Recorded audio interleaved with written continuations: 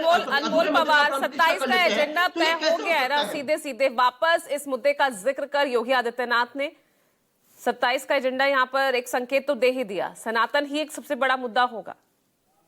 पूजा जी नमस्कार। पूजा जी, आप सभी के दर्शकों को महाशिवरात्रि की हार्दिक शुभकामनाएं। देखिए, परम पूज्य स्वामी अविमुक्तेश्वरानंद का अपमान हमारा अपमान है, ये सनातन धर्म का अपमान है, देश के 140 करोड़ हिंदुओं का अपमान है।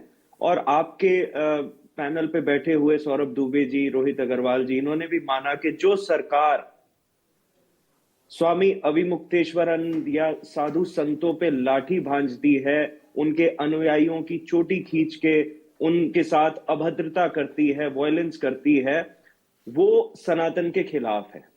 और माघ मेले में हमने देखा किस तरह से इन्हें स्वामी अविमुक्तेश्वरानंद जी को अपमानित किया गया, इन्हें जो है ह्यूमिलिएट किया गया। और जिसके ऊपर केंद्रीय गृह मंत्री अमित शाह जी ने भी एक बयान दिया था 28 जनवरी को। उन्होंने कहा था कि जो भी सरकार सनातन का अपमान करेगी उसे जनता दोबारा सत्ता में नहीं लेके आएगी। इनकी आपस में जो है ठनी हुई है। योगी आदित्यनाथ जी के समर्थन में भाजपा के वरिष्ठ नेता भी नहीं है, वो भी जानते हैं कि इन्होंने जो पाप किया है उसकी कोई माफी नहीं मिलेगी।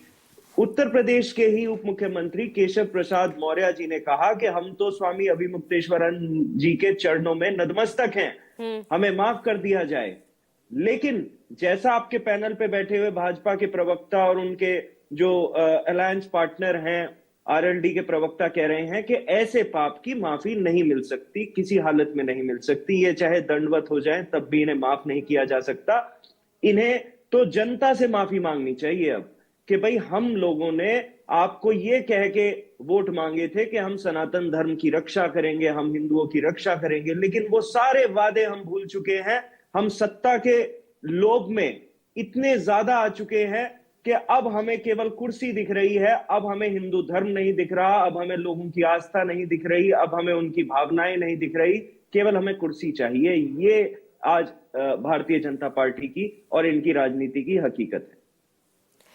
सौरभ दुबे रिस्पॉन्ड कीजिए भाई। जी, मैं अंशवत्स जी को वो काली रात याद दिला दूं जिस रात के अंदर बूढ़े, बच्चे, महिलाएं और बाबा रामदेव पर निर्ममता से लाठियों से प्रहार किया गया, उनकी जान लेने की कोशिश की गई थी। ये सनातन की बात करते हैं। अनमोल पवार जी को वो समय याद दिला दूं जब ये सत्ता में थे और लगातार मौलियों को जो है मदरसों में पैसे भेज रहे थे, मौलियों को तनख्वाह दे रहे थे।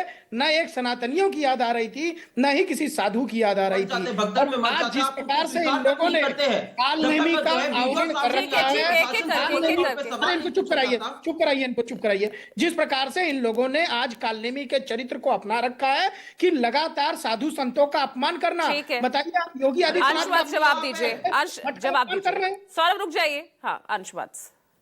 पूजा जी, कालनेमी यहाँ पे भारतीय जनता पार्टी है। यहाँ पे जो है कालनेमी के रूप में अभी यहाँ पे जो है उन्होंने कहा आसाराम बापू की उन्होंने बात की थी। सबसे पहले रुक जाइए ना, दुबे साहब रुक जाइए। उनको जो है आप यहाँ पे उनके लिए जो है खुद मोदी जी जाके जो है वहां पे प्रचार करते थे जब वो मुख्यमंत्री थे। उस समय पे यहाँ पे कौन कालनेमी हुआ? जब आप राम रहीम को बार बार पैरोल देते, चुनाव के समय पे उनसे चुनावी फायदा लेते, तो यहाँ पे कौन अनमोल पवार, इस चीज का जवाब दीजिए।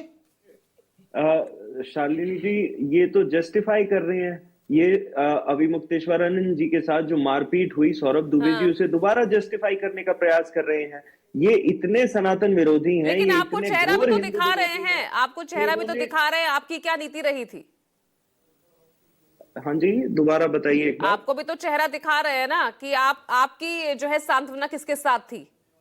देखिए, हमारी सांत्वना तो देश की 140 करोड़ जनता के साथ है। हमारा तो संविधान कहता है कि सब लोग एक समान है। हम तो हिंदुओं का भी सम्मान करते हैं, हम चलिए सभी जो है यहाँ सबके साथ सबके विश्वास की बात करते हैं, सबके विकास की बात करते हैं, लेकिन जो ये सनातन को लेकर जो ये जंग छिड़ी है, ये और कितनी दूर तक जाएगी ये देखना होगा। बहुत बहुत शुक्रिया वे रोक टोक में जुड़ने के लिए। नमस्कार।